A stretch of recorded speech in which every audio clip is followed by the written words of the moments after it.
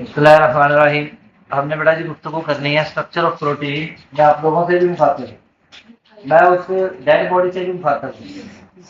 ऐसे लेटी हुई है, ऐसे तो इधर देखो। हाँ, स्ट्रक्चर ऑफ प्रोटीन। देखिए बेटा जी, स्ट्रक्चर ऑफ प्रोटीन के लिए हमने फर्स्ट ऑफ ऑल जो स्ट्रक्चर स्टडी करनी है वो है जी प्राइमरी स्ट्रक्चर। इधर देखना है आपने, बुक पे भी लिखा हुआ है लेकिन आपने समझना है प्राइमरी स्ट्रक्चर।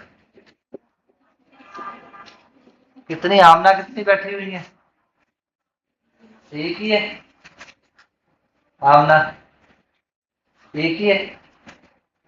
ईमान बेशुमार, बेशुमार आमना है। तो इधर देखना है जी, प्राइमरी स्ट्रक्चर के बाद है जी secondary structure.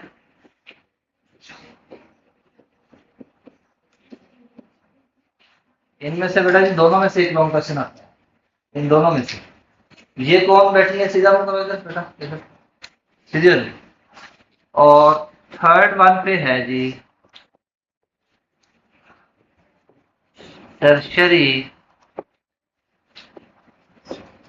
Tertiary structure. Next one है जी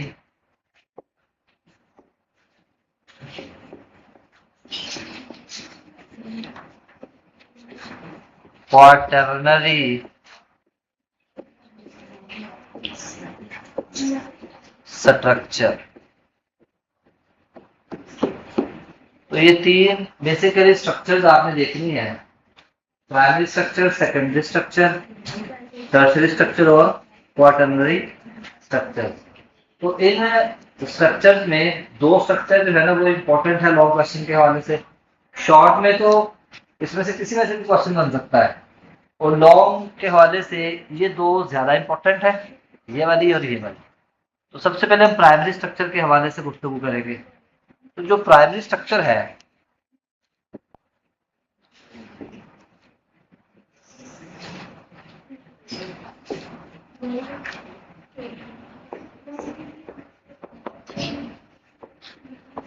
प्राइमरी स्ट्रक्चर साइलेंट। अब प्राइमरी स्ट्रक्चर में हम पहले इसकी डेफिनेशन लिखेंगे। डेफिनेशन में बेटा जी आप लिखेंगे the number and sequences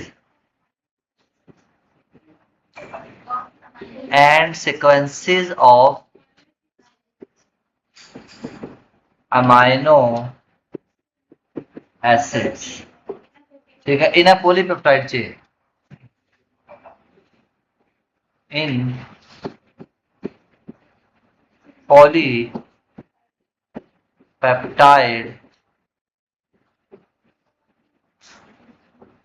chain. The number and sequence of amino acids in a polypeptide chain is called primary structure। अब प्राइमरी स्ट्रक्चर में आप इस तरह से लिख सकते हैं, ये देखें, ए बी सी डी, ये प्राइमरी स्ट्रक्चर है। यानी ये नंबर के हवाले से देखें 1 2 3 एंड 4, तो 4 अमीनो एसिड लगे हुए हैं। तो 4 अमीनो एसिड में पेप्टाइड बॉन्ड कितने हैं? 1 2 3, 4 अमीनो एसिड है, पेप्टाइड बॉन्ड कितने हैं? 3। तो ये तो आ गया नंबर। सीक्वेंस क्या है? इसकी सीधी तरतीब है, सीधी लाइन है, ये स्ट्रेट है। तो number and sequence of amino acids in a polypeptide chain, ये पूरी क्या है जी? ये पूरी पॉलीपेप्टाइड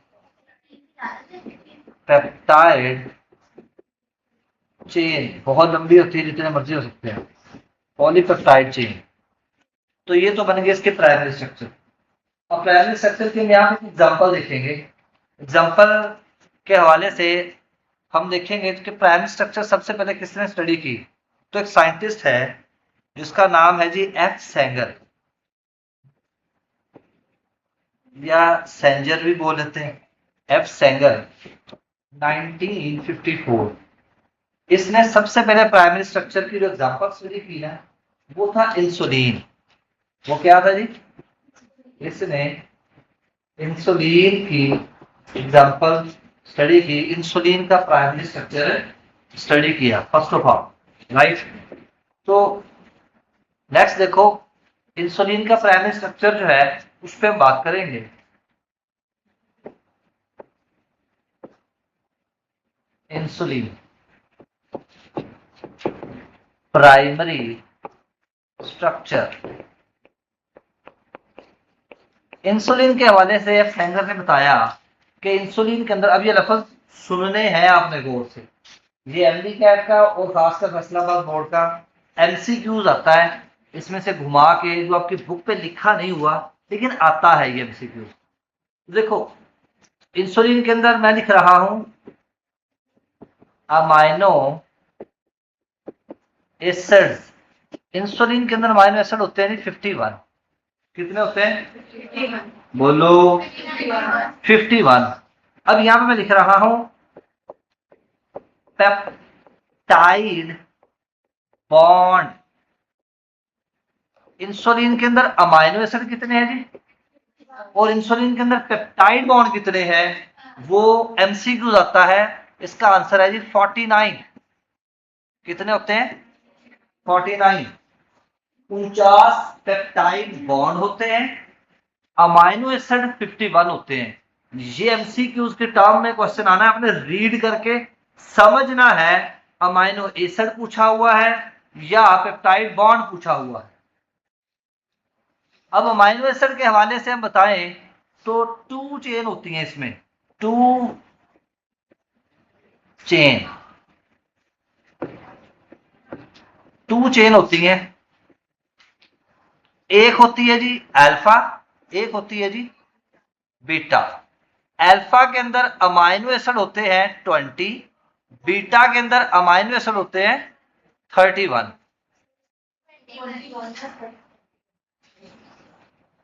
क्या लिखा हुआ? और ये 30 है ना, चलो इसको ठीक कर देते। ये लो इसको, अब ठीक है। ये तो अल्फा, एक अल्फा चेन है, एक बीटा चेन है। अल्फा चेन के अंदर अमाइनो एसिड कितने हैं?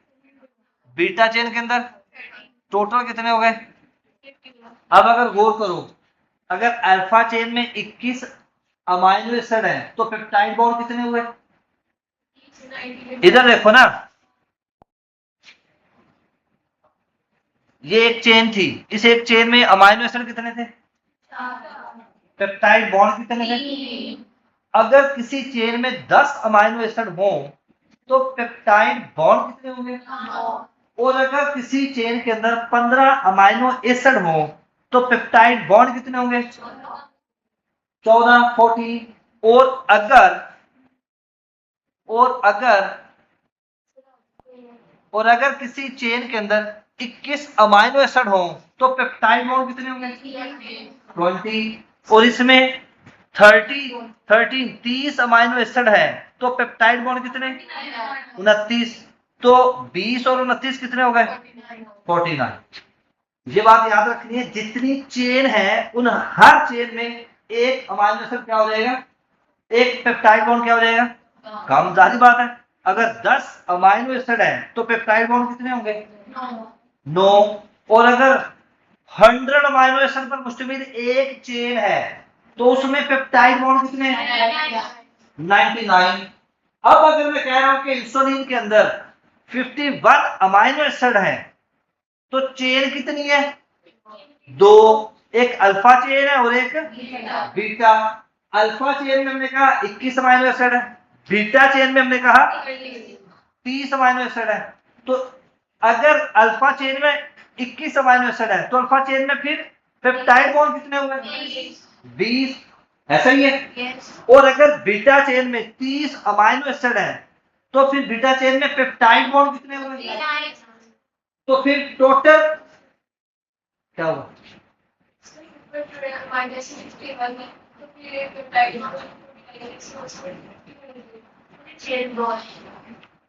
मुझे एक बात बताओ, एक पेप्टाइड बॉन्ड शो करने के लिए कितने अमाइनो एसिड लिखते हैं? तो इसका मतलब है अगर अमाइनो एसिड 2 है तो पेप्टाइड बॉन्ड कितने हैं? और अगर अमाइनो एसिड 10 है तो पेप्टाइड बॉन्ड 9। अगर मैं कह रहा हूं इंसुलिन के अंदर 51 अमाइनो एसिड है और 2 चेन है, एक चेन में 21 है, एक चेन में 30 है, तो 2 चेन बन गई। तो 21 वाली चेन के अंदर अमाइनो एसिड कितने हैं? मैंने पहले कहा, आपने मेरे लफ्ज सुनने हैं। 21 अमाइनो एसिड वाली चेन में कितने अमाइनो एसिड है? 21। और मैं अमाइनो एसिड बोल रहा हूं, समझ गया ना होगा? मेरी गल सुनना, कैसे समझ रहे तुम?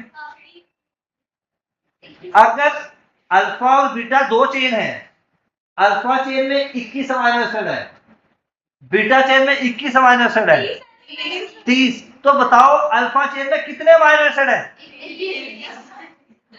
और बीटा चेन में कितने अमाइनो एसिड है? अल्फा चेन में अमाइनो एसिड कितने हैं? और बीटा चेन में अमाइनो एसिड? अल्फा चेन में पेप्टाइड बॉन्ड कितने हैं? बीटा चेन में पेप्टाइड बॉन्ड यही है। तो टोटल कितने हो गए पेप्टाइड बॉन्ड? 49। तो ये एमसीक्यूज बोर्ड के पेपर में और एमडी कैट के पेपर में ये पूछा जाता है, how many peptide bond are present in insulin. नीचे ऑप्शन होता है 51, 49, 574, ठीक है, या नॉन ऑफ दी। तो अक्सर बच्चे कहते हैं इंसुलिन, वही 51 पे। ओ भाई अमाइनो एसिड नहीं, पेप्टाइड बॉन्ड पूछे होते हैं उसने, तो आप सभी कॉमन पे टिक कर रहे होते हैं, तो उसका आंसर आएगा 49। और नहीं, ये जब इसकी कॉन्फ़िगरेशन स्टडी की गई ना, तो इसमें कॉन्फ़िगरेशन में स्टडी की गई तो पता चला कि जो अल्फा की चेन थी ना, चेन उसमें 21 अमाइनो एसिड थे, क्योंकि हर अमाइनो एसिड की अपनी वैल्यू है, हर अमाइनो एसिड अपने तौर पर एक स्पेसिफिक वैल्यू रखता है। तो 21 अमाइनो एसिड कंप्लीट थे, उसके बाद चेन खत्म होगी, अगली चेन देखी उसमें 30 अमाइनो एसिड थे। तो हर चेन के अंदर जितने अमाइनो एसिड है उसमें से एक कम कर दें पेप्टाइड बॉन्ड के लिए। अब अगर मैं पूछूं, अब ये बातों की समझ आ गई दोनों की?